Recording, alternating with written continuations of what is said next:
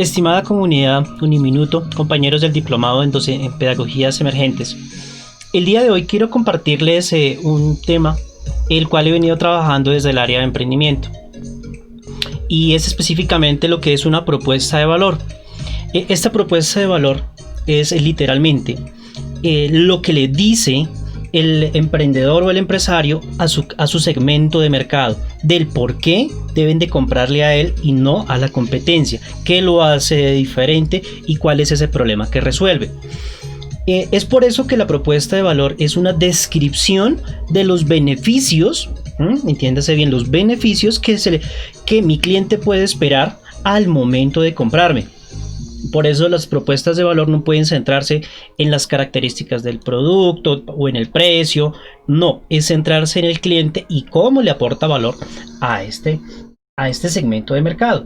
Es por eso que esta plantilla es Alexander Osterwalder, donde nos relaciona de cómo se puede construir una propuesta de valor. Primero hay que empezar por el cliente, y a partir del cliente, a través de entrevistas, de encuestas de satisfacción, irle preguntando a mi cliente qué es lo que valora, y a partir de allí empezar a construirlo. Por eso el primer paso o el primer punto en esta clasificación es poder identificar cuáles son esos trabajos que tiene que desarrollar mi cliente. Esos trabajos que son específicos, que son propios de la tarea, y en ese orden de ideas ustedes tienen que ir consignando cuáles son esas actividades o cuáles son esas tareas básicas que tiene que desarrollar, bien sea, ejemplo, cortar el césped, hacer un informe, 3, planificar una actividad. O sea, son tareas específicas que tiene que desarrollar mi cliente. Ese es el primer punto.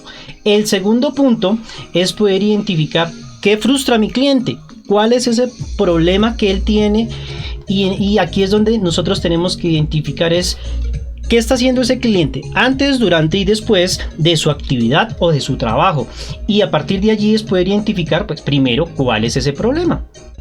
¿Cuál es ese problema? Y es allí donde nosotros empezamos a identificar. Ejemplo, llegó el fin de mes.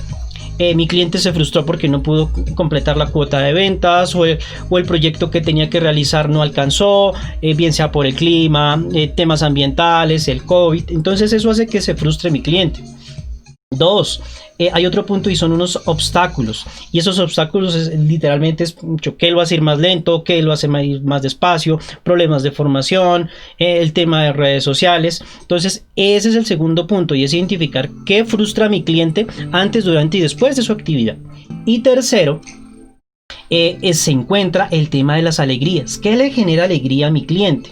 Y es acá pues donde nosotros tenemos que empezar a identificar cuál es esa necesidad que tiene que desarrollar mi cliente al momento.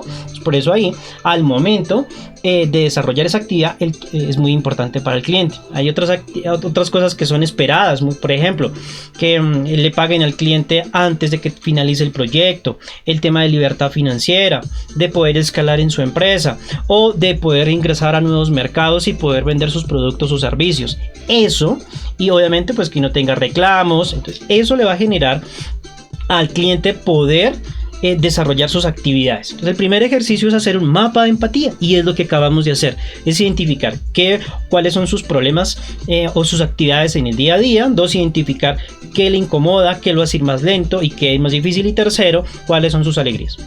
Por otro lado, encontramos el tema de qué estoy haciendo yo como organización o empresa para poder prestar ese producto o ese servicio. Y empezamos con los productos, o la casilla de productos y servicios. Y aquí yo les recomiendo que hagan un listado. Hagan ustedes un listado de cuáles son esas actividades que le ayudan a resolver a mi cliente. Entonces, ¿cuáles son esas actividades? Bien sea el tema de asesorías, ustedes si desarrollan algún prototipo, ¿cuáles son esas actividades? ¿Por qué? Porque estos productos y servicios van a estar muy enfocados y aquí voy a hacer una flechita, con los trabajos que él hace. Entonces, mi producto le ayuda a hacer alguna actividad. 2, encontramos los aliviadores. ¿Listo? Encontramos los aliviadores. Y esos aliviadores es la descripción o de qué manera le resuelve ese problema a mi cliente. bien sea, por ejemplo, con la motivación, el acompañamiento, la parte logística de mi producto. Entonces, aquí tengo que hacer otra descripción y esos aliviadores va a estar en función de las frustraciones de mi cliente. Entonces, si mi cliente tiene un problema, yo reviso de qué manera se lo ayuda a resolver. Y la última parte de la propuesta de valor es generadores de alegrías. Y acá es cómo pretendo yo conseguir resultados positivos para mi cliente y a partir de allí, bien sea de un proceso de acompañamiento, bien sea que agreguemos tecnología a este proceso, a resolverle alegrías o ayudarle a resolver esos problemas y que le generen alegría a mis clientes. ¿Qué es lo importante en esta propuesta de valor? Que esto encaje.